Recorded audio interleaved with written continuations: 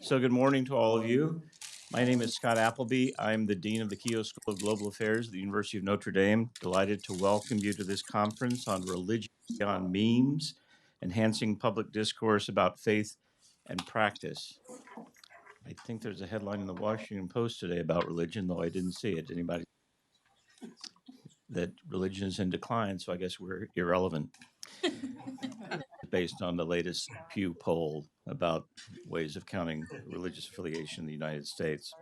I want to say a word quickly of introduction and move into our first panel quickly. But let me mention that who our sponsors are.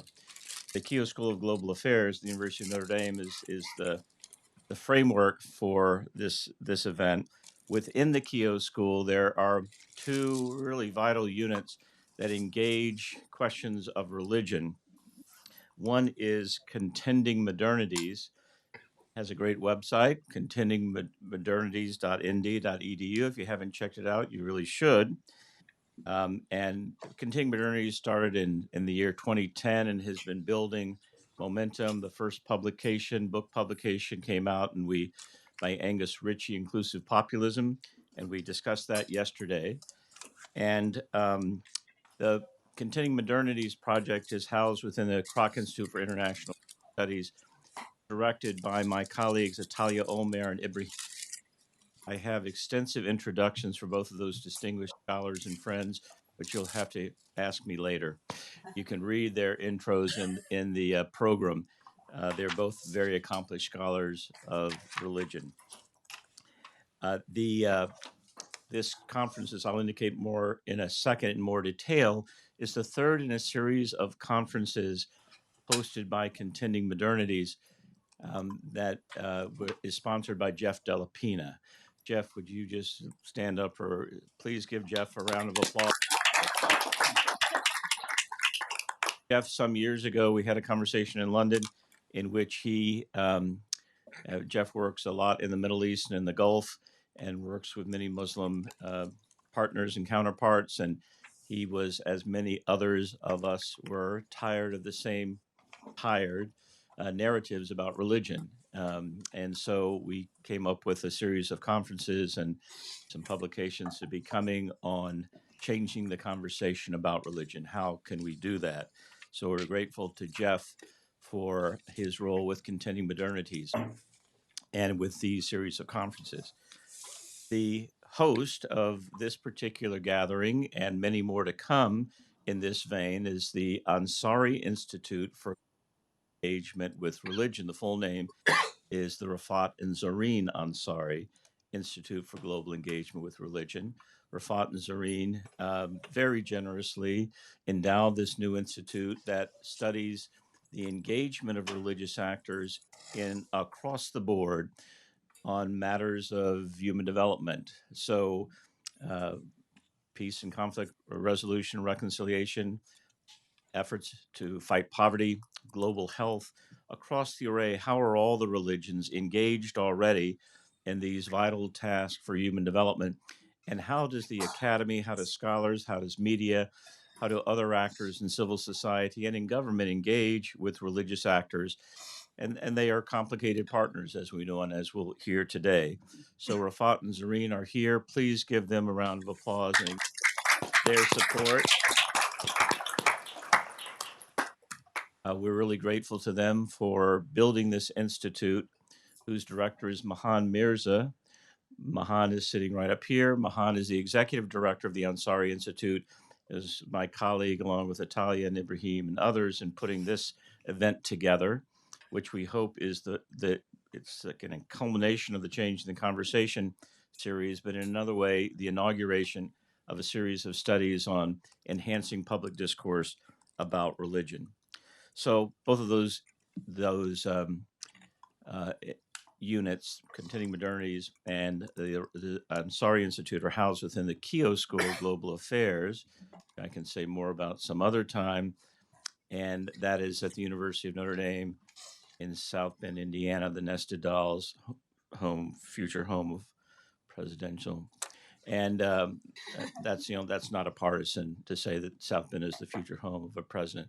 It's not partisan. It's more in the spirit of Notre Dame's own self-promotion, that if we have one day a president, we'll publicize that. So those are the nested dolls. Let me say a word about the context of this conference and then turn to the first panel. So the Religion Beyond Memes conference is the third in a series entitled, as I mentioned, Changing the Conversation About Religion. The first conference, Changing the Conversation About Religion, Partnerships for Global Development, was held in London in November 2015. It focused on how religious actors and institutions, with their various interpretive and interreligious complexities, are already engaged, of course, in or could well become engaged in the task of development, as we understand that term today. It became clear in the course of the dialogue at that initial conference that religious actors who have been engaged for decades in accompanying, educating, providing health care for the poor might begin by challenging the premises underpinning secular paradigms of development, not least the assumption that economic growth alone is the solution or even the primary model for advancing and evaluating human flourishing. So the takeaway, one of the takeaways is, how do religious actors and their understanding of poverty, of health, of well-being, of peace, and so on, how do they both interact with and challenge certain secular assumptions about what well-being might be and how do we get there? And at the same time, how do religious actors learn from those who are not explicitly religious and from secular communities about their own practices, effective practices? So that was the first conference in London, 2015. The second conference, Making Democracy One's Own, Muslim, Catholic, and Secular Perspectives in Dialogue on Democracy, Development, and Peace, was held in Rome from May 30th to June 1st, 2016. It sought to identify, nurture, and strengthen the positive relationship between religion and democracy. Under consideration were the possibilities for intercultural and interreligious engagement, collaboration, and productive contentions as they pertain to developing and deepening democratic values and practices, both secular and religious actors. And we're going to break down that binary throughout the day, be more subtle about what we mean by both secular and religious. But for now, I'll simply say both of those actors are engaged in promoting values and virtues that are central to democracy. They can also be, in other ways, inhibitors of democracy or challenges to democratic institutions. So we explored that in Rome. Secular actors and institutions were our partners as well as religious leaders in that effort. This third conference, Religion Beyond Memes, is also dedicated to changing the conversation about religion, that is, to expanding the breadth and depths of stories in the media about religion and the various complicated roles played by religious actors and institutions in local, national, and global politics, in society more generally. How literate or informed are the consumers of media when it comes to religion? What are the motivations, goals, and professional standards of those who communicate about religion? How might scholars, teachers, journalists, and practitioners work together to address the obstacles to reporting fully and accurately about religion and analyses of religion as it appears in political and cultural discourse? Here we focus not so much on the formal teachings and practices of the various religions, but rather on religion as it is lived on a daily basis. How are texts and traditions, precepts and dogmas translated or applied, communicated, elaborated, enhanced, ignored, or distorted by adherents, religious officials and leaders, detractors, opponents, so on? How is religion appropriated by faith-based organizations, religiously inflected political parties, secular governments, civil society? How are the articles and books and television and radio and social media, bits and bytes, tweets and memes received and appropriated by the many types of consumers of religion and media? So the logic of this day flows as follows. The first two sessions are devoted to sketching a portrait of the producers and consumers of stories about and analyses of religion, and to exploring how stories about religion are selected from a vast array of options. Not only who selects what is covered, but what considerations shape and motivate that process of selection and interpretation. After lunch, we turn to the challenges faced by and opportunities presented to those who wish to encourage a more balanced, accurate, and nuanced depiction and analysis of religion in the public sphere. Our concluding session underscores the salient lessons of the day and asks together with all of you how we might move forward in changing the conversation about religion. And through each panel, we'll have a lot of time for interaction with you. At least that's our goal. Throughout, we've attempted within the confines of one day of discussion to give voice to the portrayal of more than one religion, Christianity, and more than one nation, the United States. We acknowledge all the necessary disclaimers. We cannot do justice, even in a full day, to the wide range of religions and national, local, and global appropriations of. That is the work of what we hope will be an ongoing, multi-layered initiative that this conference might help to stimulate. Now, as we move into the first session, I'm pleased to introduce a member of the Keough School Advisory Council. And by the way, Jeff Delapina, Rafat Nazreen Ansari, and Robert Costa are all members of our advisory council of the Keough School. That it's really cool that we have 4 council members who are engaged and participating in this conference. That's not always the case, but they've all come here for this, and we're very grateful for that. Robert Costa will serve as the moderator interlocutor for our first session. Bob is a national political reporter for the Washington Post, a political analyst for NBC News and MSNBC, and moderator of Washington Week on PBS every Friday evening. At least that's where it's out then. So you'll watch it tonight at 7. Is it at 7? Well, if it's 8 o'clock Eastern. 8 o'clock Eastern. 7 o'clock in South PBS. Bend is. All right, Bob, please welcome Bob Costa.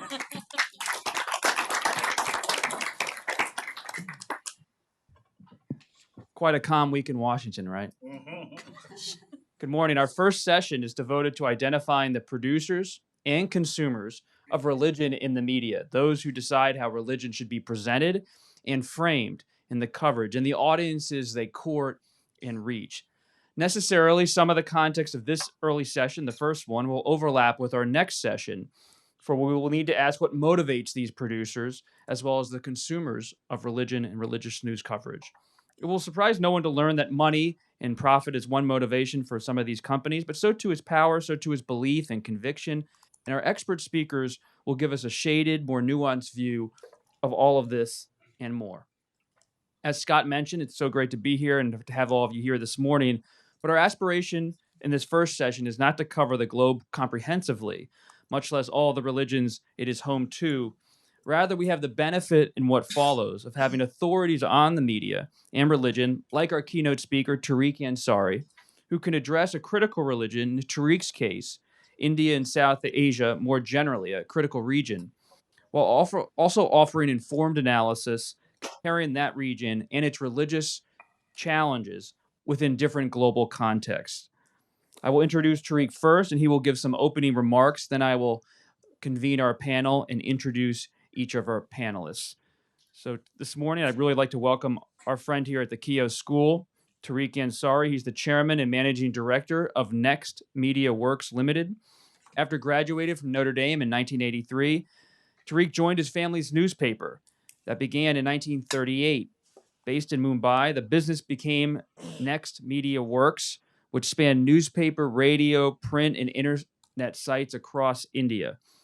Tariq has successfully transitioned that enterprise through mergers and acquisitions, and he exited the business this year as the principal shareholder and CEO. He now lives in Bali, raising his young son, and as he often tells his friends, watching with dismay the growing conflict between religious communities and the secular state across the world. So please give a warm welcome to Tariq Ansari.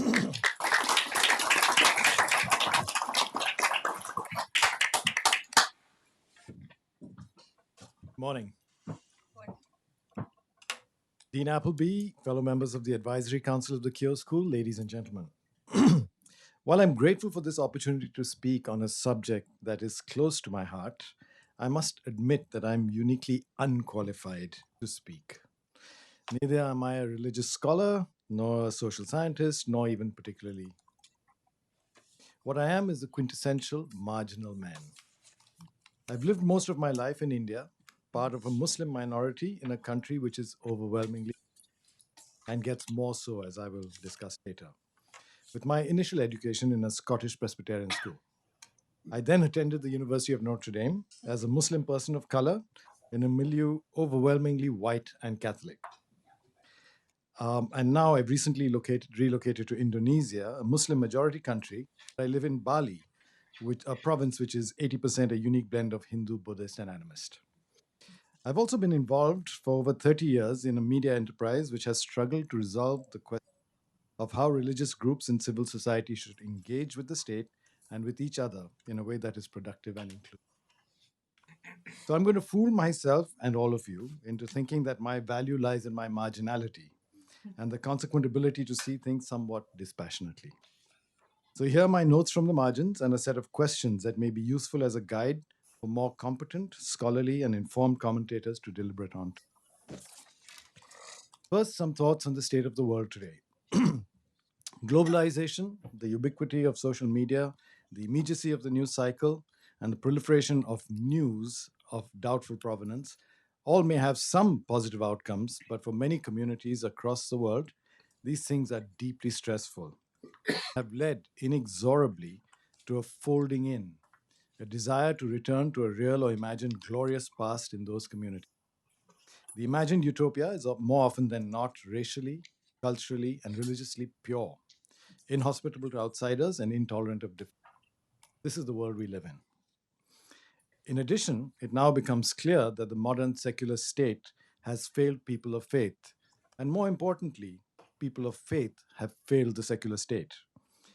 Modern state said to its citizens, in a multi-religious, multicultural society, the only reasonable way forward is to remove all traces of religion and from governance. You keep your faith at home. Communities of faith accepted that notion at first as a way of maintaining their traditions, yet being able to engage others in the public space. But increasingly, we find that people of faith find themselves unable to keep their end of the bargain, unable to countenance a society which seems to run counter to their own deeply held beliefs and worldviews. Abortion, gay marriage, the removal of prayer from public schools, special rights for religious minorities, all often not acceptable to religious communities. I've used examples more specific to the US for relevance with this audience, but the same pattern recurs in nation after nation. And states respond in varied ways. Some cleave even closer to the egalitarian secular ideal. No burkinis on French beaches. Some give in to a majoritarian impulse. In India, we have started dismantling special legal provisions for religious minorities, and some simply take a back seat as religious and cultural groups clash in the public space. The religious balkanization of Yugoslavia is still fresh in the memory. Clearly, the time has come to revisit the question of secularism and religious belief and find a new model for nations to remain open, egalitarian, and inclusive while allowing for the practice of and reasonable dialogue regarding religion in the public domain. This conference is therefore both timely and relevant, and I am humbled to be a part of the conversation. Now, the questions. I'm going to segue to a society I know best and describe recent events there as a way to frame a set of questions that this conference could perhaps engage. After 65 years of independence, we've moved from the idea of India to one where the dominant religion informs every aspect of governance. This is recent, and those of you who follow politics, Mr. Modi is leading this charge. The ruling dispensation has embraced Hindutva, or Hinduness, as the defining philosophical basis of the state. Special laws protecting religious minority rights are being dismantled, and new laws are being passed more consistent with a Hindu worldview. The clear message filtering down from the top to the street is this: it's time for a more muscular expression of the Hindu faith, and it is open season on minorities. Violence against Muslims, Christians, and Dalits has increased, and minorities live in terror. To my deep distress, the media has for the most part bought into this new narrative of Hindu India wholeheartedly, slavishly parroting the government line. This is partly thanks to a concerted campaign on the part of the government to alternatively coax and threaten media houses, but also from a regrettable calculation from media owners that it is profitable to be on the right side of history. Trolls scour the internet for the slightest opposition to this new narrative and shout down the voices of reason. Most disturbingly, a large number of Indians accept this as a necessary step towards a nation state that is more in tune with the aspirations of. In some ways, this is an extreme expression of introducing religion in the public domain. But as is the case with all extreme versions, it helps us frame the questions which we must address as we embark upon the endeavor to bring faith back into the common space. Number one, what are the ways in which religion can be made part of the civic discourse in a constructive way to avoid extreme reactions from religious groups? Number two, how far should the state go in making religious belief and practice part of everyday governance? And should this be even handed across all religions? Number three, what is the role of media, both traditional and social media, in a more religiously conscious society? Is the role one of conscientious moderator or cheerleader? How do we insulate the coverage of religion from state and other pressures to ensure that it's fair and balanced? Number four, what are the rules and limits of a society that recognizes people's desire to have faith front and center, yet protects the rights of religious minorities or those who eschew religion altogether? In summary, the modern secular state has failed people of faith who would like to see religion and faith more central to the public discourse and governance. I welcome the conversation regarding how faith can be part of the new public narrative in nations. However, we need to be more thoughtful as to how to do this with particular regard to minority rights and media coverage. Ladies and gentlemen, we stand at a unique moment in the history of the modern. All around us, the atavistic forces of narrow nationalism lead us to a less humane, less inclusive conception of ourselves and our communities. The reintroduction of faith into the public discourse and involving religious leaders and lay people in the fashioning of a kinder, gentler, more accepting world is more necessary now than ever before. I am hoping that this initiative of the Cure Institute serves as a catalyst of positive motion. Thank you.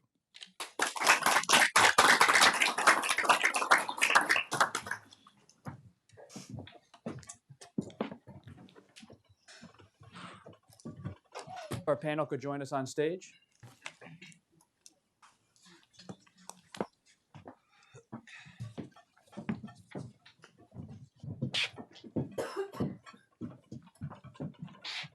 Thank you very much. And a round of applause for Tariq for starting us out on the. Very much, Tariq. So beyond Tariq, we have a great panel to kick off our discussion here. Heidi Campbell, professor of communications at Texas A&M University. She teaches media studies on themes related to media theory, global and popular culture, and media religion. Her research has focused on religion and how it's transforming digital cultures and how digital and mobile technologies influence Christian, Jewish, and Muslim communities. She directs the Network for New Media, Religion, and Digital Culture Studies at Texas A&M. We're also welcoming Emma Green, who is a staff writer at The Atlantic, someone I read often. She began at The Atlantic as an intern in 2012 and never left.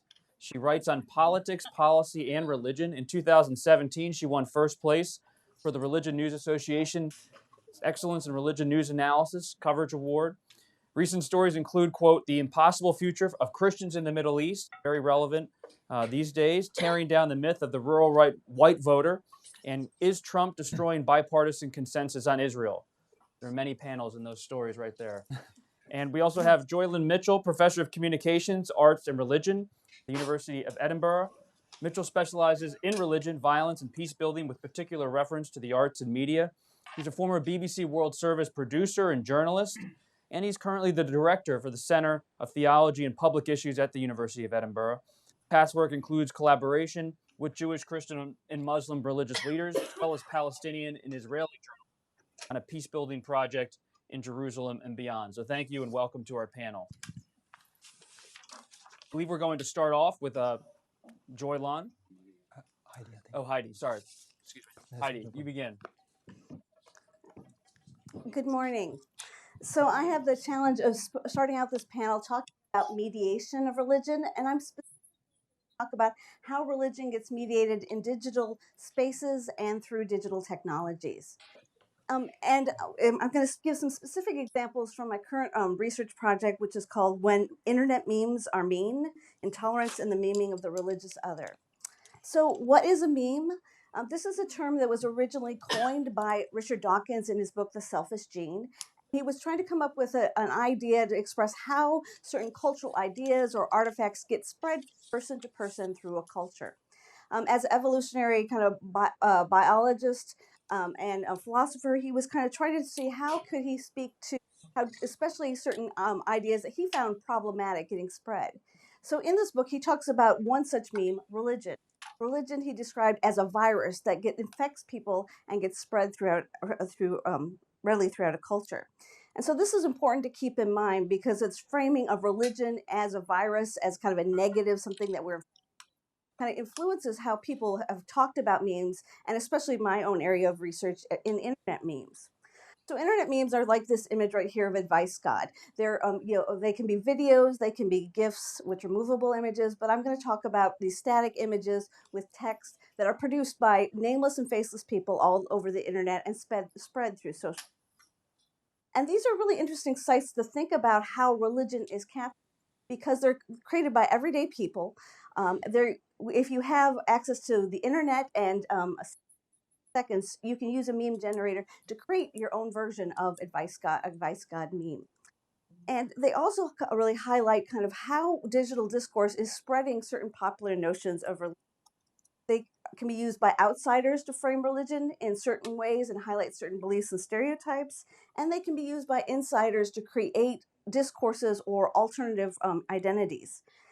And in here in Vice God, we see that he was originally created on a 4chan chat list, and where people were talking in really negative terms about religion, especially about Christianity in the American context. And here, Vice God criticizes several assumed understandings about religion. In this really short meme, he highlights how the science and technology and religion are adverse in relations to each other, that religion is a system of control, and also a critique of biblical literalism. But as we see these memes that try to communicate a lot of ideas in a very simple form, don't always get it right or aren't always accurate predictions. As hipster Ariel tells us, make an Advice God meme, not actually what Christians believe. She's pointing to the idea that memes are telling one side of the story and not the full picture. So scholars like myself who study the intersection of new media, religion, and digital culture are really interested in how these digital discourses show us how people perceive religion in contemporary culture. And what we found, especially when it comes to internet memes, what is being portrayed is what's called lived religion. This is talked about in religious studies as understanding of how people live religion in everyday life. So this is not the official view of a certain community or religious institution. These are how individuals are negotiating in contemporary culture and trying to talk about religious ideas in positive or in critiquing ways in digital spaces. And so what I want to do with my very few minutes that I have is just highlight 3 ways that scholars like myself have found people talk about and practice religion online, and how this also points to some very important trends about how people perceive religion offline. One of the questions I often get asked is, well, isn't the internet part of the reason why religion is getting such a bad rap? And I would argue the internet doesn't actually frame religion in a negative way. What it does is it magnifies and extends some popular discourses that have been going on for decades offline in a very interesting way. So one of the ways that people practice religion or talk about religion on digital space is through this term I've coined called convergent practice. So, convergent practice is the idea that the internet serves as a spiritual hub, allowing people to assemble personalized religious behaviors and beliefs into a constructive package. In other words, the internet allows people to go out there and search out information from multiple, and it highlights this trend that some people have called bricolage or pick and mix. bringing together ideas from multiple sources in a way to kind of create a practice. So people in their spiritual lives, they may use a certain app to kind of for their Bible study. They might do prayers through another kind of web space, and then it's all packaged together and delivered onto their phone.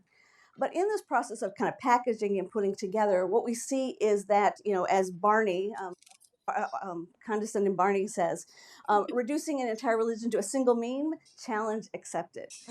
That in the process of kind of condensing, people, when they're trying to bring these practices together as well as these ideas, have to kind of communicate in very succinct ways and network in succinct ways. And this often leads to stereotypes. So one, religion online is often based on stereotypes, not just on internal people inside communities, but outside in trying to communicate. And that creates this inherent kind of challenge, especially when people are trying to talk about religion in more nuanced ways in online spaces. But besides the framing religion in kind of negative ways, there's also some positive alternatives out there. So another trend we see in how people practice religion online is called storied identity. And this is the idea that people use digital spaces and resources to to create and perform a religious identity in a cohesive narrative. That the internet provides them a way to kind of experiment with what it means to be a Muslim, a Scientologist, a Christian in contemporary society, and becomes a space where they can actually present an alternative identity. Ordinary Muslim Man for the last 5 years has been a very interesting space to look at how people are trying to kind of challenge stereotypes about Islam. So in the original Ordinary Muslim Man meme, I am the bomb at making falafels, was a tongue-in-cheek joke to kind of say, hey, this is the popular stereotype, but this is how actually we're very embodied people living our lives in society.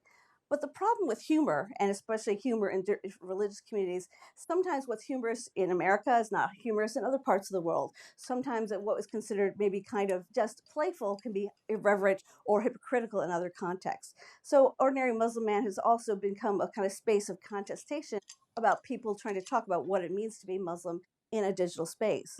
And attempts like this, I'm a moderate Muslim man, trying to kind of say what moderate Islam is and is not, become spaces of trying to redefine and negotiate kind of internet memes becoming public relation tools in digital spaces.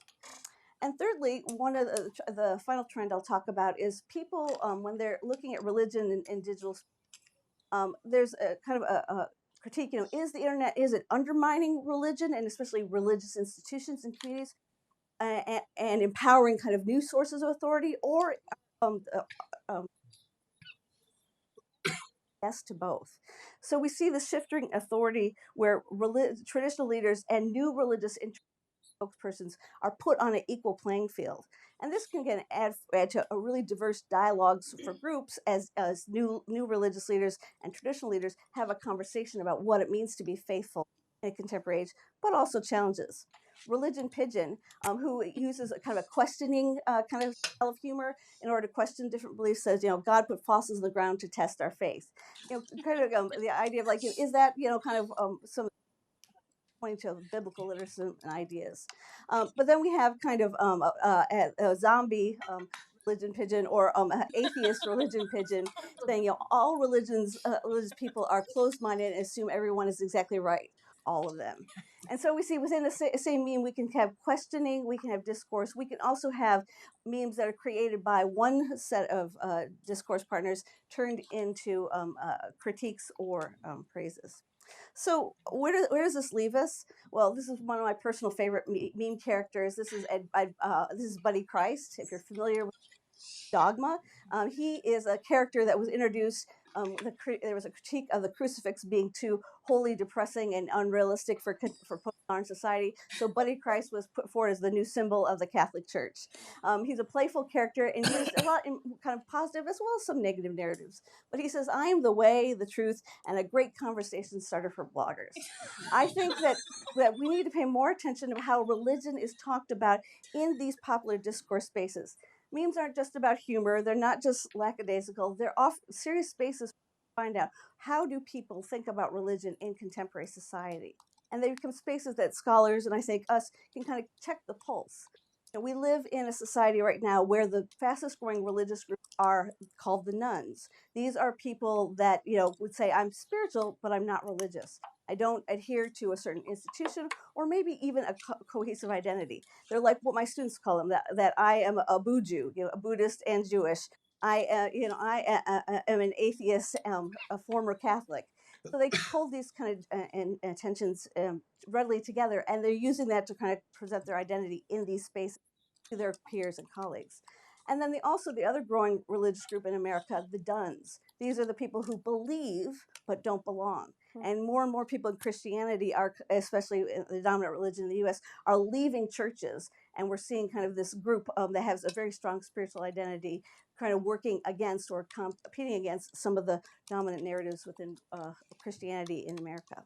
So I think that scholars of religion and people in the media need to pay attention to digital discourses as an important place of conversation, of and getting the pulse of religion in a contemporary culture.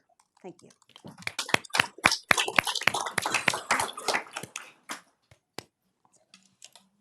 Hi, I'm Emma Green from The Atlantic. I hope you'll forgive me for keeping off my feet these days, but I promise I'll be just as engaging as Heidi.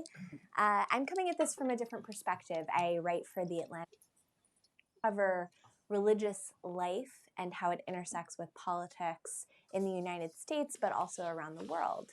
And I, over the last year and a half, had the opportunity to northern Iraq, where the Christian minorities who have been in that area for centuries have been consistently pressed, especially over the last century or so, by political forces.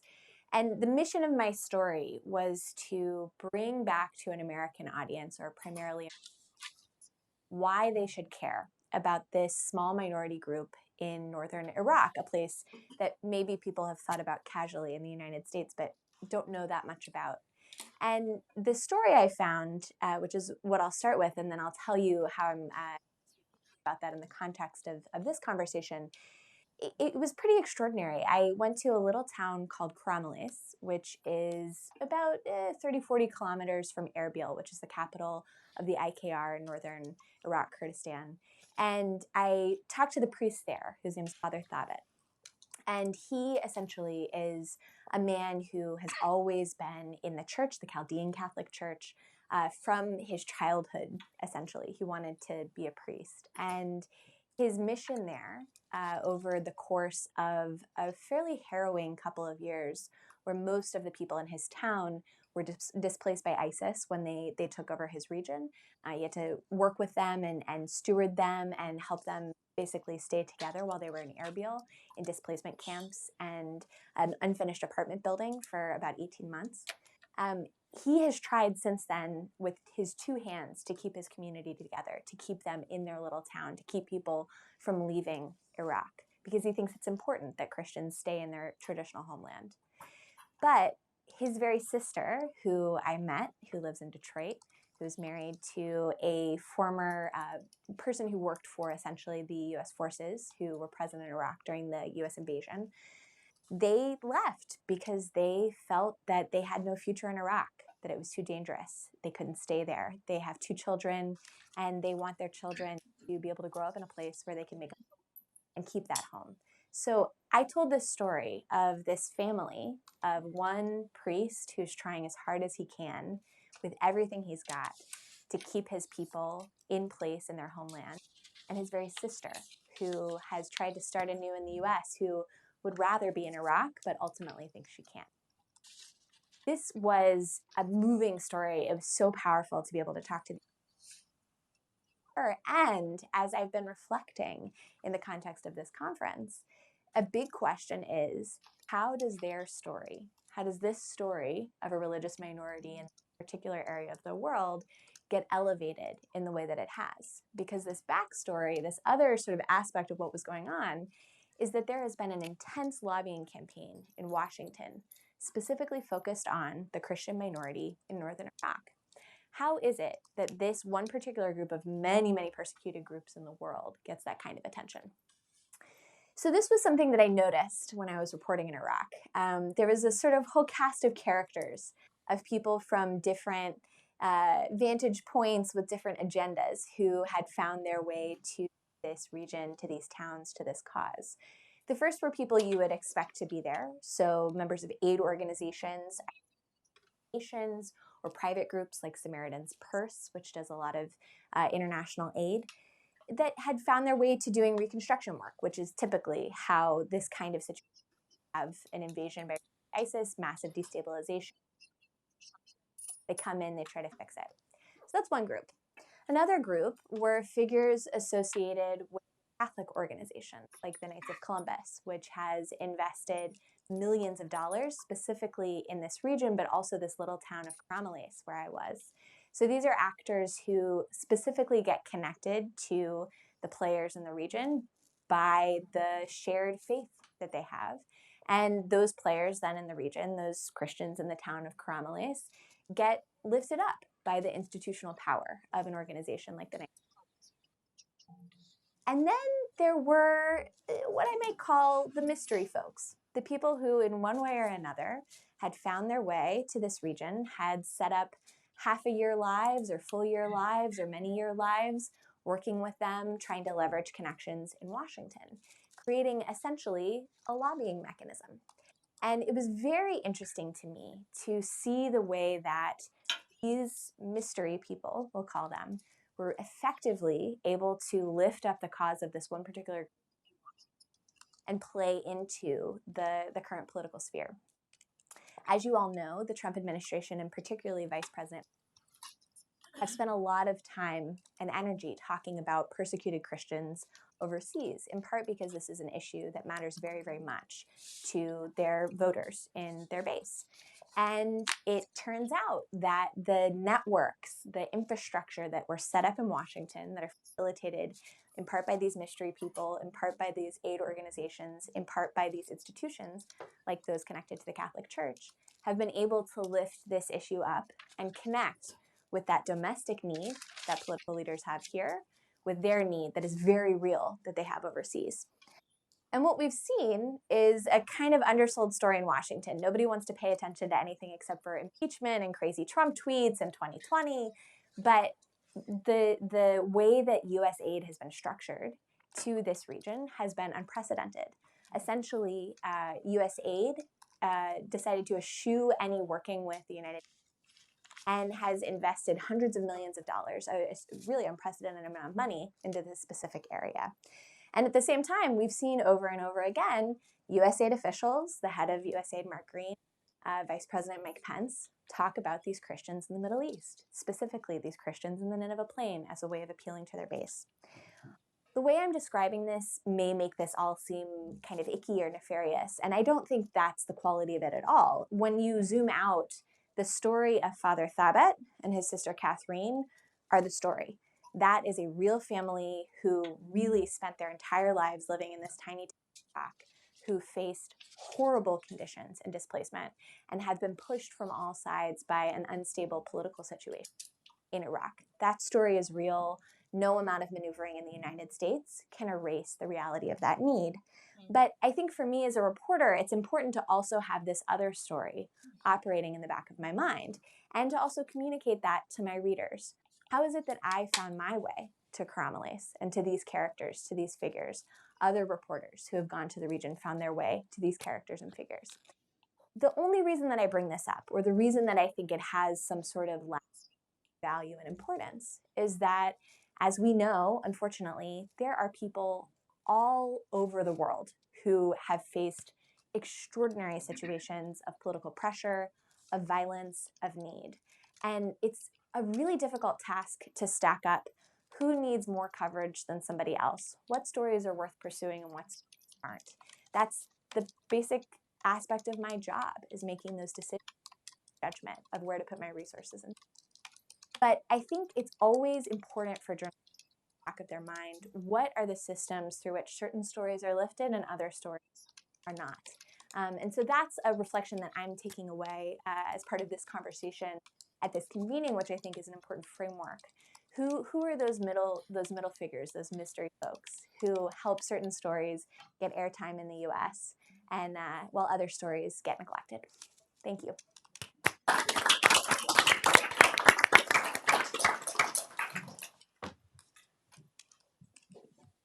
Thank you very much. I'd like to build on what we've heard from Emma and Heidi and focus particularly on the idea of map making. I'd like to look at 3 different kinds of map making.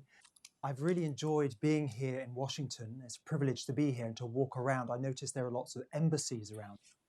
And I'm not surprised why some people claim that Washington is one of the diplomatic centers of the world. I perhaps should have put a picture up here of South Bend as one of the centers of the university world as well. There are 3 different, as I say, 3 different kinds of map making that I'd like to look at. Firstly, thinking about mapping centers of religious life and power. Now, of course, map making has a long tradition. This is a piece from the 16th century by a German map maker from Cologne. And I like it because he knew perfectly well that that's not how the world was, but he was using it to make a symbolic point. His home town was Cologne, and it was the clover leaf. So he was making a point about Cologne, but also about the world. You can guess what's at the center here. It's Jerusalem at the center. You can maybe notice that England is just actually already outside Europe, so is anticipating Brexit. The translation is the whole world is a clover leaf, which is the coat of arms of Hanover, fatherland. Of course, there are other maps that place different cities at the center, such as this Ottoman map, which places Mecca, the Kaaba, at the very center of the world. Now, this map I studied for some time. Maps, of course, are controversial. This study before I went to the old city in the Israeli-Palestinian conflict than I do. But I was struck by how looking at a map, and I was there in one of the streets, just looking at the map, and I suddenly thought, stop looking at the map, look around. It was a Friday, if I remember right, it was a late Friday, and there were pilgrims walking along the Via Dolorosa towards the Holy Sepulchre Church. There were people walking down to prayers, Shabbat prayers, and there were people walking to Friday prayers as well. But they were wearing very different kind of clothes. This was something the map by no means captured. Of course, there are other kinds of maps, 3-dimensional maps, such as this one. And with students in Edinburgh, it's been fascinating to watch how they go beyond the maps and think about histories, contested identities as well. Okay, so that's thinking about one set of examples of mapping religious centers of power. Just use Jerusalem as one example of that. Of course, you could think of many others as well.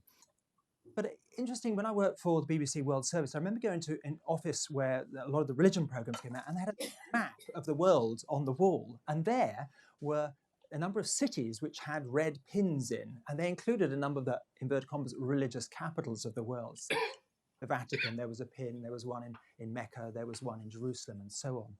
I remember thinking it was a strange thing to observe, but nevertheless, this is Bush House where the World Service was when I was working there. It's moved now. But I remember being in an internal interview for the African service. And one of the questions that came in the interview for the job was, you studied religion and theology. That's a complete waste of time. Why on earth should we employ when you've studied that? That's one of those soft questions. So I said, well, it's vital for understanding, for example, what had happened in Rwanda, in the genocide there, in the Israeli-Palestinian conflict in Northern Ireland. And we went on this debate for 5 minutes because it's one of those robust interviews. And then all of a sudden, the person sitting next to the head of the African service, who's the deputy head, turned to her and said, I completely disagree with you. It's absolutely vital for understanding what's happening in the world now. And there was this debate that went on for about which I didn't get, by the way. It was just before 9/11. And 9/11, of course, that conversation, that debate would simply not have happened after that. One journalist said to me there, one very senior journalist said, it's a terrible thing to admit this, but it's been very good for business, which is a very, very dark thing to say. And yet I can... Now you'll see here that this is where BBC World Service has moved now. That's probably somebody calling me and telling me off for that last comment, but anyway. Maybe see that, so this has become part of, this is Broadcasting House. But notice that this is there's a Protestant church, Anglican church there, just next people, scholars who have observed the juxtaposition of these apparent centers of preaching power and broadcasting power, because this is one of the preaching churches. Now, of course, in the BBC at various stages, some people would say that this is the model of broadcasting. That you have Nipper, this is Nipper the dog here, listening to, inverted commas, his, notice it's his master's voice.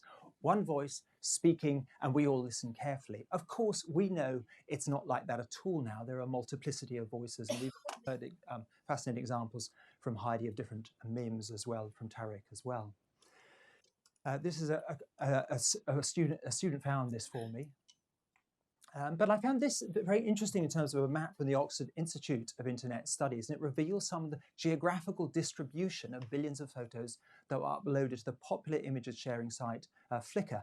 And you can just see, we could spend a whole half an hour or longer thinking about the clusters here and what it says about both access to internet, but also economic as well as media power as well.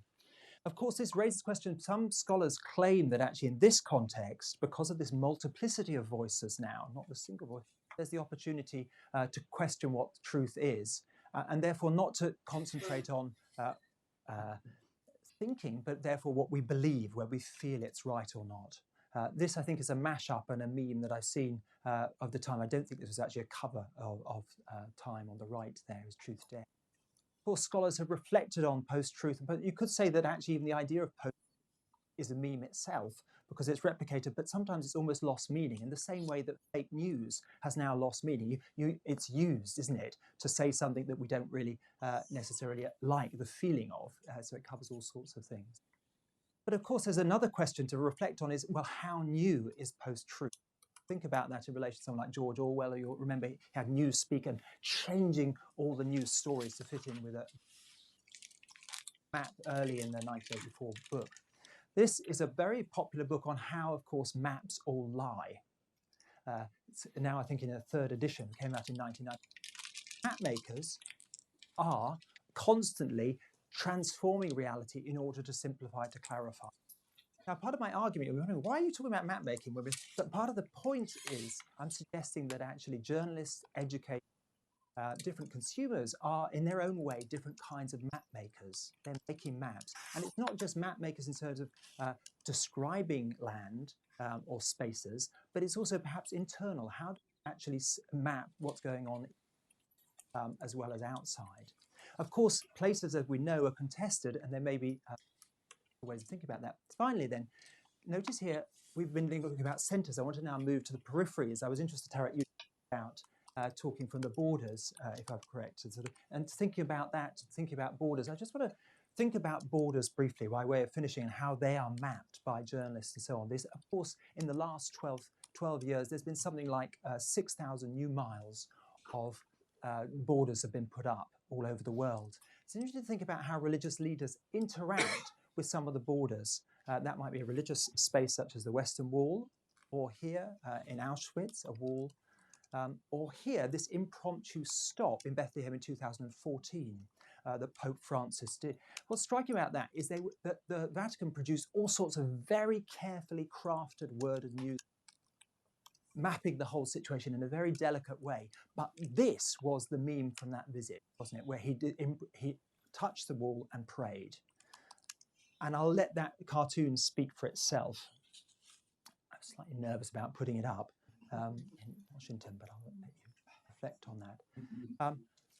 Of course, when you think about how you map borders, there's a question about, you show me a 50-foot wall and I'll show you a 51-foot ladder. It's interesting to think about how maps put borders in, but sometimes, of course, if you're on the actual ground, you can see ways over those borders in unexpected ways. Okay, so what I've tried to do is look at 3 different kinds of map making, and the idea of doing that is simply to provoke further questions. Now, you'll see the first 2 were very much focusing on centres of religious life and power, centres of media life and power. But in a way, the third was attempting to interrogate that, to thinking about the borders of religion and media. Just by way of finishing, I'd like to invite you to Boston, and you've maybe been to the Mapare. It's an extraordinary place. You go inside it, and you see in this globe, you are inside a map, and you go inside, and what you see is the world as it was in 1935. Because, of course, maps are temporary, the same way certain kinds of education and journalism, they're tentative, they're temporary, they're reaching towards certain kinds of truth. Now, you could say, well, this is deeply colonial and very problematic. But if you look at just the image, you could say, well, yes, it is. It's historically interesting. But nevertheless, if you've been there, you'll know that it's a whispering gallery. So if you move over here in the sphere, you can whisper and have a conversation right across the other side of the world to, for example, where Bob's speaking there. So you can talk across it, whispering. Almost a little bit, for me, it's a little bit of a metaphor of some of the memes we're looking at, how they whisper around the world, not through the centers of power, but in different ways. Of course, one of the things that excites me about this conversation that we're having today is the opportunity to turn the world upside down through our education. And thank you very much.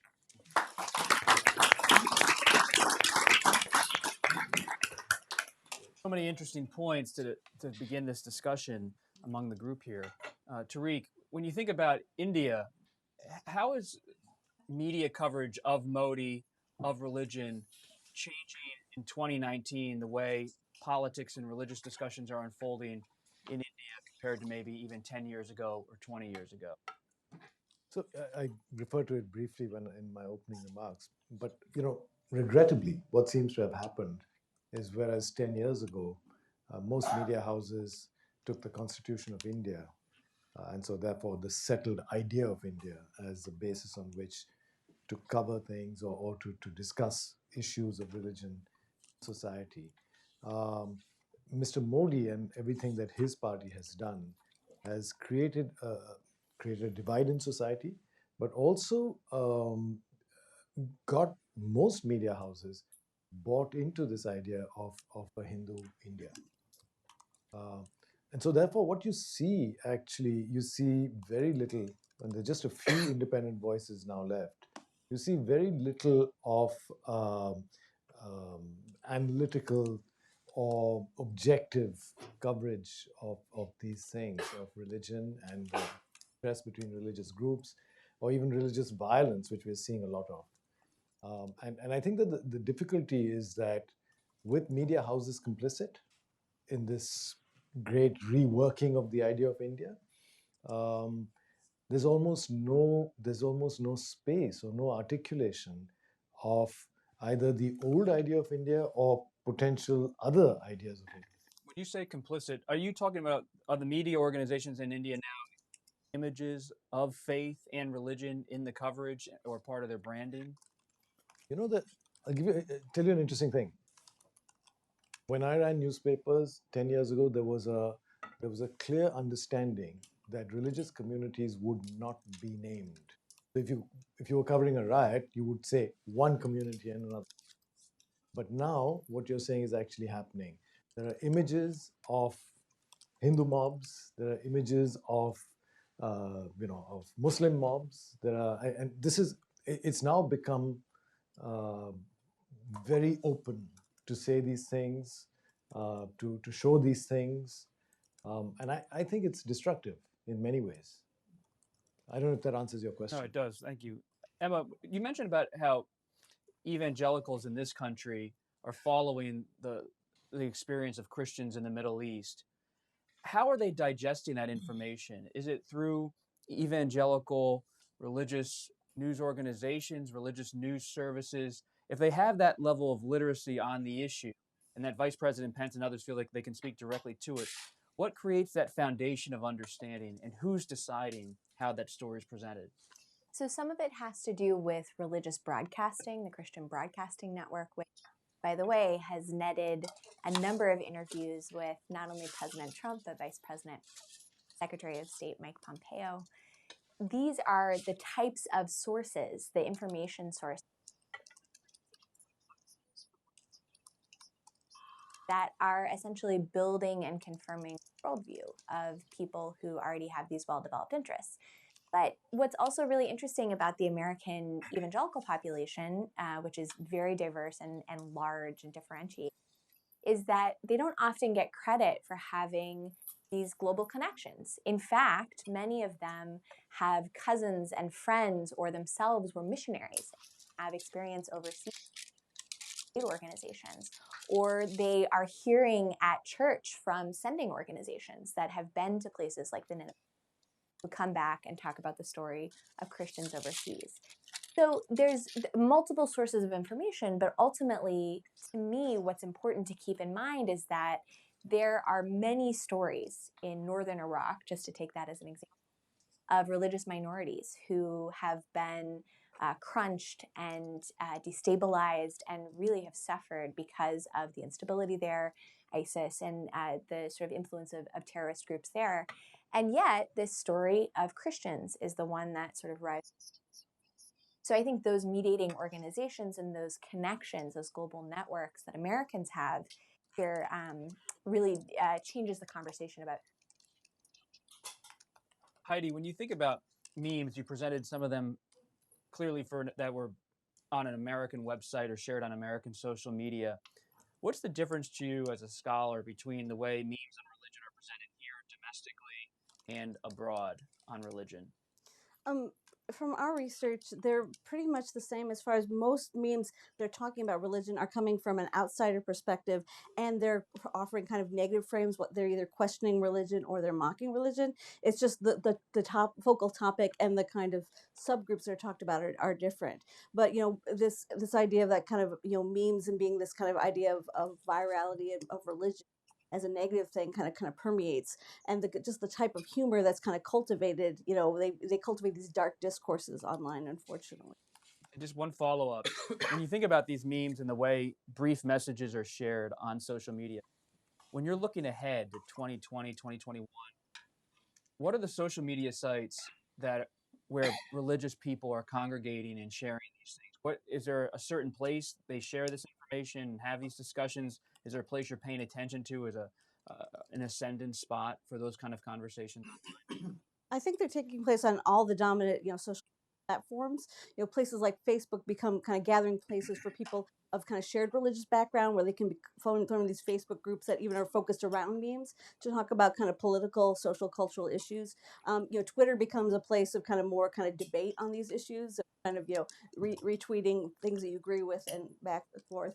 And then I think places like Instagram and Pinterest are becoming interesting spots because they house a lot of these memes, and they're very much kind of like subgroup or tribal kind of conversation that you can find on where these kind of they start on the fringes, but then they become dominant discourses as they spread, especially among millennials. Jolyon, when you think about your story about a job interview and the appreciation or lack of appreciation for an understanding of religion or even a religious background, what are the challenges facing news organizations, whether it's the BBC or others, in the coming years as religion comes to the fore in news coverage and foreign policy?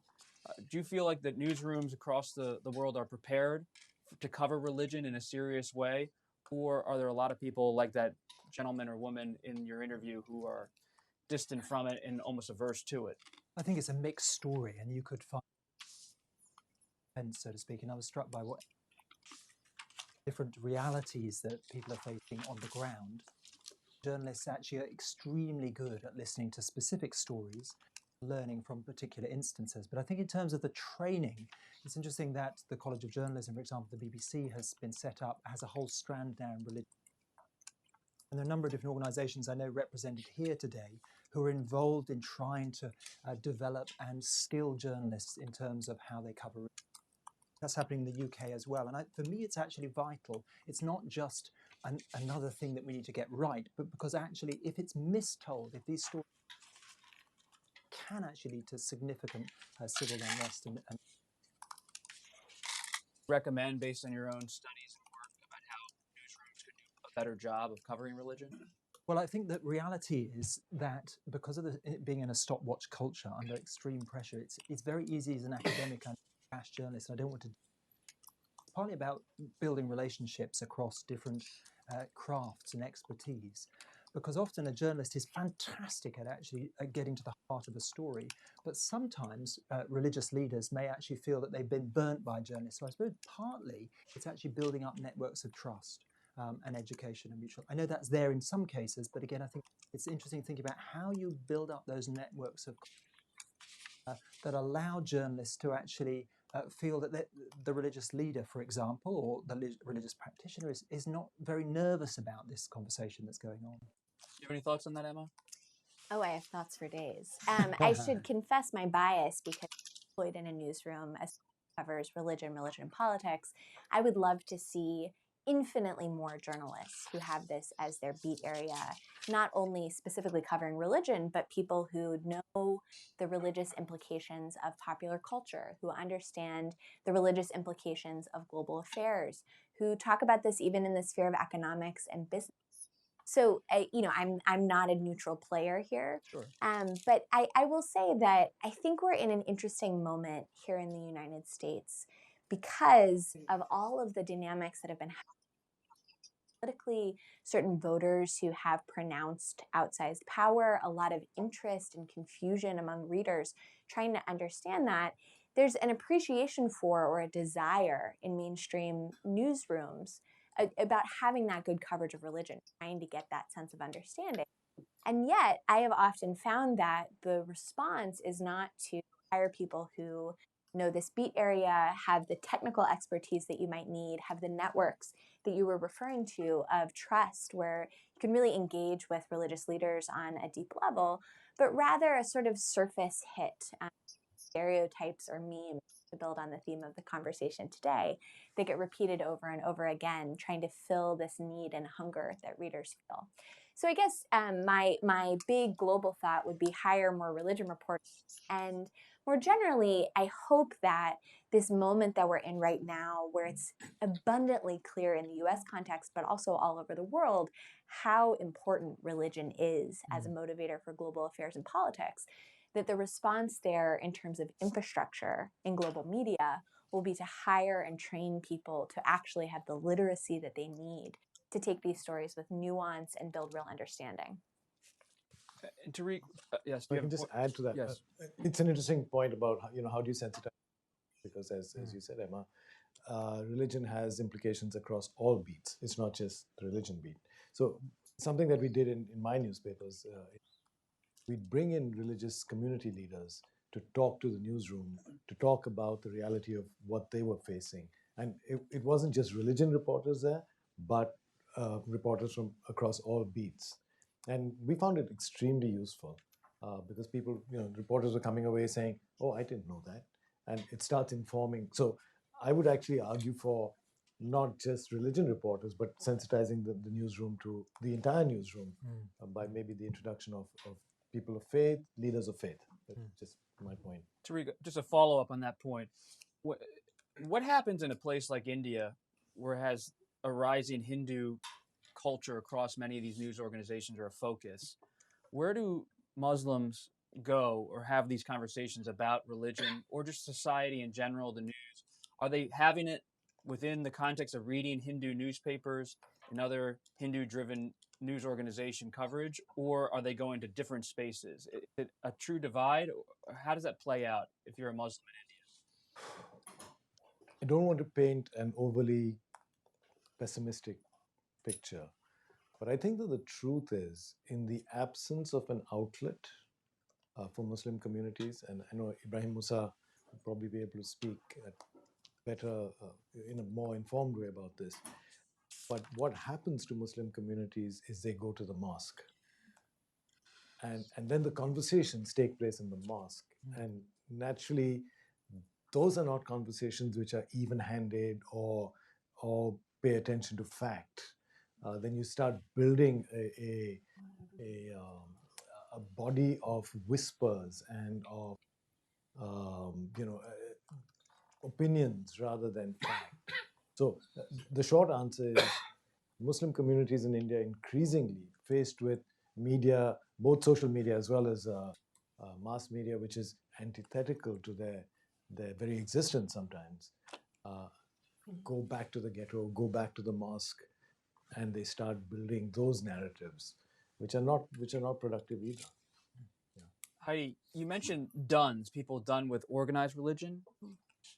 Where are they going when they're consuming religious type information and news coverage? Are they looking at religious news services, or are they looking to more general self-help type figures who are out there as maybe cultural figures? If they're not looking to the church or to mainstream news organizations, where are they going as they map out their own faith life? They're going to their peers and their social networks. They trust that their colleagues and their tribe are better gatekeepers for information. So they kind of expect, okay, my friend, they'll be reading this. I'll look at the stories they pose. I'll look at the narratives and interpretations they kind of interpretive structures within these kind of social networks of their friends and peers. Who has taken it? Has anyone tried to appeal to those duns, you think, in an effective way, whether it's a political figure, a religious figure, a cultural figure? It's a category that's only in the last kind of 2 years that's been, talked about a lot. And so I think most religious institutions don't even know they exist. They don't realize that. They just go, well, the congregation looks a little light out there, but they don't realize. And they've gone to the internet. Emma, you mentioned northern Iraq, but a question about something in the news, northern Syria. How are people understanding that issue based on religious news coverage? It's out there for some people, but some people follow it every day, the plight of the Kurds. How do you understand the national understanding of what's going on in northern Syria? Well, this is actually connected to the story that I've been describing because geographically speaking, this is all the same neighborhoods. Southern Turkey, northern Syria, Iraq are quite proximate to one another. And I was actually emailing with one of the main sources I worked with on the ground in Iraq and just asking, how is this looking from your vantage point? Having, again, someone who's in your neighborhood, not so far away, starting to create this political instability where there's a lot of fighting nearby. It could spill over across the border very, very easily, and also connects to the of that region that they're occupying. And their answer was, this is bad. It's the same old story. It's instability. We are always the football that gets. So to connect back to your question here, in the United States, I think one factor that cannot be in the way this story has played out with the Trump administration is the role of religious voters who, through these media organizations like CBN and Fox News, who through their connections to missionary sending organizations and really have an eye on this issue in this particular region, they've been expressing their discontent with how the fact Mike Pence and Mike Pompeo were responsible for trying to steward with Turkey that was just announced. And I think a reason why those two figures in particular would be involved, besides the fact that they're high-level administration officials who work on is that they're both intimately connected, very tightly connected to the evangelical base. So there are all of these dynamics that are working back recognition of how certain voters with very strong, powerful voices get connected to information helps us to understand a little bit more what's happening behind the scenes. Jolyon, when you're over looking at the Syria issue from University of Edinburgh and in Europe, we have, as Emma described, a very evangelical focused emphasis, at least on the Republican side of the aisle here, and how people look at northern Syria. How are people in Europe understanding the plight of the Kurds in that situation? Is it through an evangelical lens, or is it through a different lens? No, and again, I wouldn't want to generalize, but I think a range of responses, people who are saying that this is a catastrophic American foreign policy decision, which is going to have very serious implications, not just for the locality, but for wider areas. One of the political touchstones at the moment in Britain is certainly around refugees, and anything which, it sounds rather selfish, but actually anything political agenda is something which causes a good deal of anxiety and anger as well. So that will be one set of responses. Other set of responses is just, and I'm holding my hands and being silent. There's kind of a sense of, unfortunately, some circles are so absorbed in what's happening around Brexit at the moment. There's almost a sense in which just we can't carry anything else at the moment. So that's a terrible thing to admit. I'm ashamed of it. But I think there is a sense in which if we get this sorted out, then we can sort of wake up again to some of the foreign policy issues around the world. That's true. But I'm just wondering, when you're over in the UK, are people following the Kurds in northern Syria through BBC, or is it through kind of social media, friends and churches? Again, it would vary from individual to individual. And if you look at the research in terms of the demography, 70 will be following it through BBC. younger will be using increasing internet, and teenagers will often be using different kinds of social media, Snapchat and so on, and we're hearing about it by word of mouth. Now, obviously, those again are generalization, but in terms of the research, it does underline that some of the traditional news providers, it's no longer happening that way. So there is a decentering of power, and partly that's what I was reflecting on in terms of the presentation. So I think you need to talk to each individual really in terms of answering that question properly. Heidi, when you look at the Duns and those who use memes online to talk about religion, how much of that is being co-opted by politics? Is it isolated? Is it more just people in their own communities working normal jobs, talking about faith with their friends and family and spirituality? Or do you feel like, so I think about Tariq and how people like Modi are using faith for political means. Is politics infusing a lot of that online discussion more and more, or is it not? Yeah, I think it is, especially as the election cycle emerged in 2016. Republican Jesus was a meme, both as a way for people to kind of frame in positive ways kind of what the ideology of was from the Christian conservative movement, as well as people that kind of critique it. And again, he's becoming an important figure, and there's lots of these kind of like little stock characters that kind of merge and become these conversation points for people. I think that unfortunately politicians don't usually engage them unless their face has been put into the meme and they're critiqued. But I think that it's a great way to kind of find out where the populace is thinking about certain kind of political positions, ideologies, and even candidates.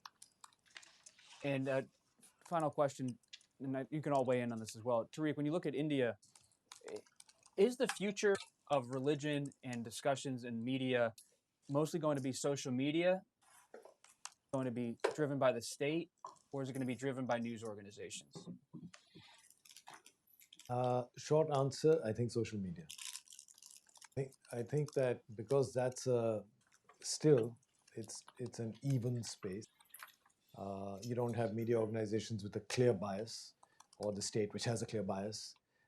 It's a space without bias, but it's also a space without safeguards. It's also a space that doesn't have, that doesn't examine the provenance of news. So the short answer is social media, but it's also a frightening answer.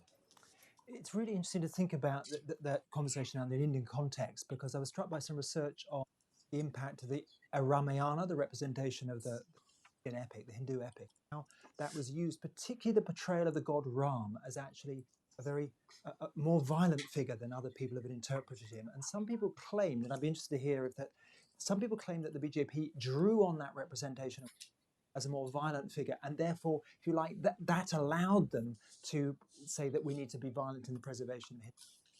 Yes, absolutely. So I don't want to get too into this, but one of the things that the BJP has done has recast Hinduism in an Abrahamic mold. That's interesting.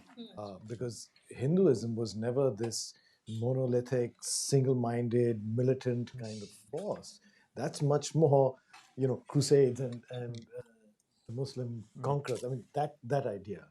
So you're right. That actually started with the personification of Ram as this warrior for Hindu rights and Hindu belief, and they've kind of like kept that narrative up, and they're building, in some ways, a false narrative about Hinduism for their own purposes. Yeah. I think one of the interesting trends is that, some of the people that are moderating these discussions about kind of religion and politics, they're not the politicians.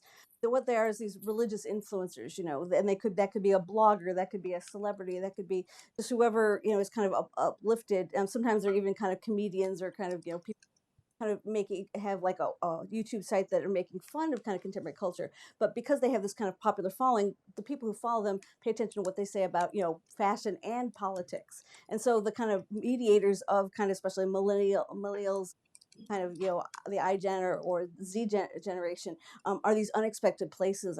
And I think that's important to watch. I would just add that in the US context, which is my context, I think we're in a moment of real fracture and potential shift, sort of an inflection moment around trust of the media. And I think trust of the media is important not only because I am a news professional and think the news matters. A democracy, having a sort of shared discourse. And I bring this up because in the United States, I think it is crucial for news outlets to engage questions of religion on terms that people who care about these questions can recognize, feel respected, if not kowtowed to, and also just feel that there's airtime for the stuff that they care about, that it's not completely brushed aside or characterized as bigoted or out of bounds. I think the importance of this is not just about having the substance of the news or capturing accurately, although those things. I think it speaks to this fundamental question of trust. Are we going to move forward in a moment in the United States where certain people feel that they can't turn to the news media for information or find things that they recognize or care about there? I think ultimately that's what makes this work important, and hopefully will be something that the industry as a whole is geared toward. Wonderful. Do we have time for questions? 10 minutes. Great. So we're going to go to questions right now. Believe we have a microphone or two in the room. Raise your hand if you have a question for our panel.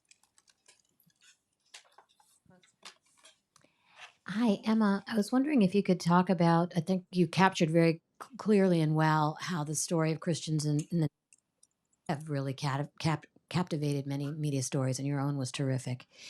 Can you comment on why Christians in Palestine do not? Whew.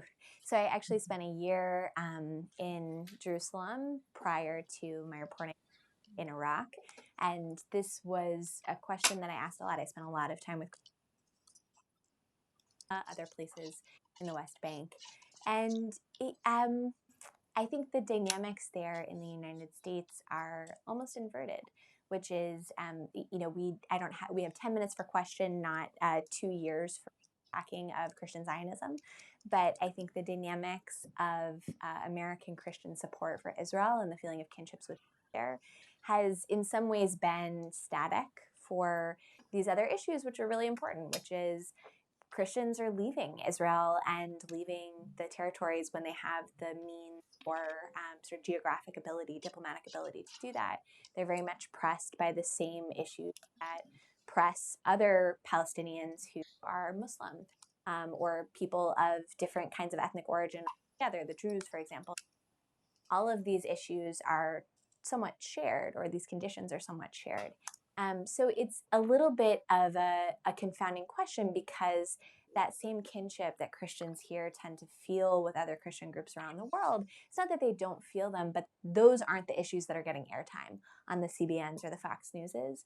And there are some Christians who care very much about those issues and are deeply, deeply engaged with trying to build solidarity with Palestinian Christians, but it, I think, has a little bit of crosstalk in terms of the political dynamics here in the US.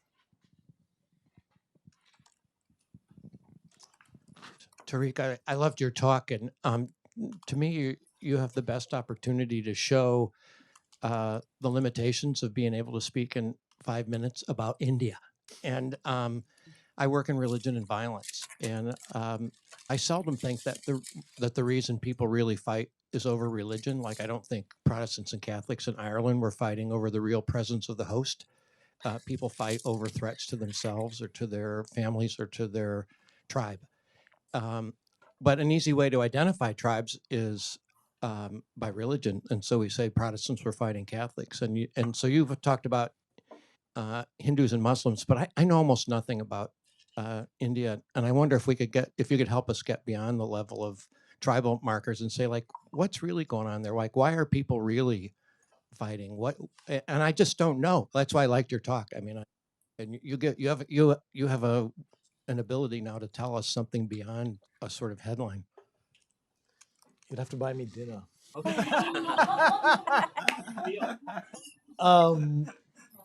Yes, it is complex, and you're right. It's easy to paint it as, Christian, Muslim, Hindu. Different parts of the country have different dynamics. Often it's about resources. It's about trying to gain resources for one tribal group versus another. Often it's about political power. Right now in Uttar Pradesh, which is our largest state in the north of India, about political power. more than anything else. So it has different dynamics, and it's not always as simple as Hindu Muslim, and it's a very complicated, complex country, and so different geographies have different. Some have historical animosities, some have present, desire to corner resources, political power. So it's quite complicated. And by the way, I talk about Hindu and Muslim, but there's Christians there. There's Dalits, who also called the untouchables, the lower caste, and they're in the mix as well. There's tribal Aboriginal groups, and they're in the mix as well. And so it's quite complicated. So maybe 3 dinners. No.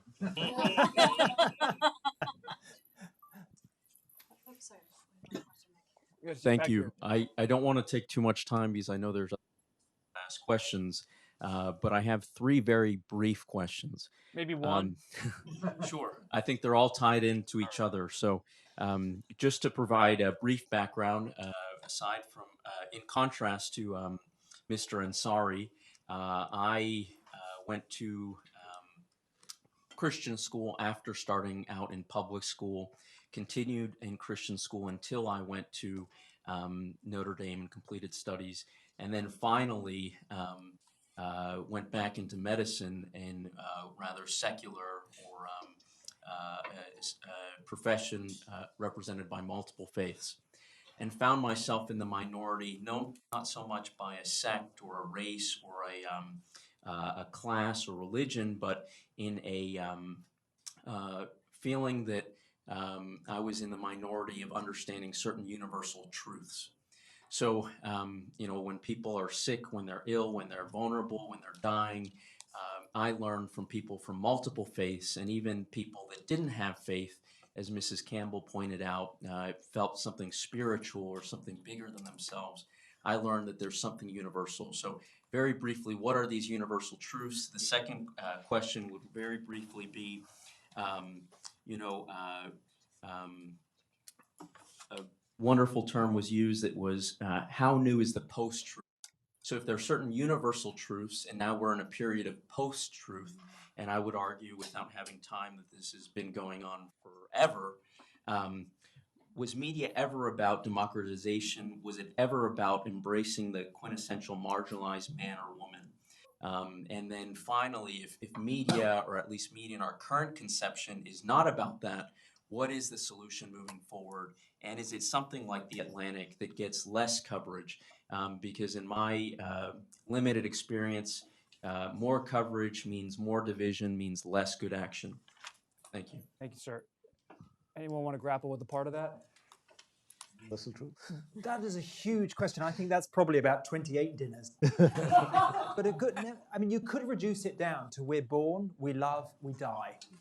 That's pretty reductive, but in a way it's interesting thinking about different kinds of media being mementi mori, reminding us of our fragility, of our humanness, of the fact that we have the potential to do extraordinary acts of wickedness and also extraordinary acts of goodness, altruism, care, and compassion. And it's interesting thinking about the role of different kinds of media for interpreting that, analyzing that, bearing witness to that. When you were talking, I thought of one moment I worked briefly in Rwanda and went to one of the killing churches where something like 4,000 women, men, children were killed over a period of a couple of days. And I remember asking the person who showed me around, who had lost half of her family, what can I do? And she simply said, just tell people and make sure it never happens again. And I went away and thought about that. I've never thought about that for a long time, and thought about, in a way, the role of bearing witness, of actually bearing witness to our common humanity, our common fragility, is something which journalists are involved in, that educators are involved in, that we're all involved in different ways. So I suppose that's part of, if you like, bearing witness to the truth of our humanity. So I hope that's the beginning of an answer to what's a very rich set of... Since The Atlantic was name-checked, I'll just take another piece of it.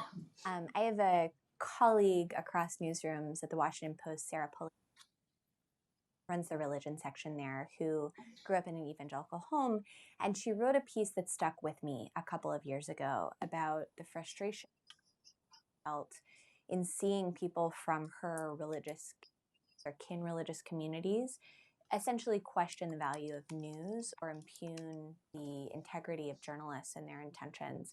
Because for her, as she wrote in this great piece in the Post, which you should all look up, it was like the newspaper and the Bible over breakfast cereal. The two together both were enterprise. And so it's been disorienting for her, and I would say I see this reflected as well from the outside, seeing a lot of doubt in some of the communities that carry of the enterprise of news media. So what I would say to that is I think there are a lot of reasons for mistrust, a lot of reasons to feel misrepresented, not just from white conservative Christians, but from Muslims, from people of color, from people who come from all sorts of marginalized backgrounds, to mistrust the way that the media portrays them. I still think, and maybe I'm a sucker, or maybe I'm just, brainwashed by the industry, but I still think that ultimately the news media has an extremely important role of trying to establish facts that people can look at, trust, and share in order to understand what's happening in our country. And We'll leave it there. So we want to thank Tariq Ansari, Jolyon Mitchell, Heidi Campbell, and Emma Green. Thank you very much.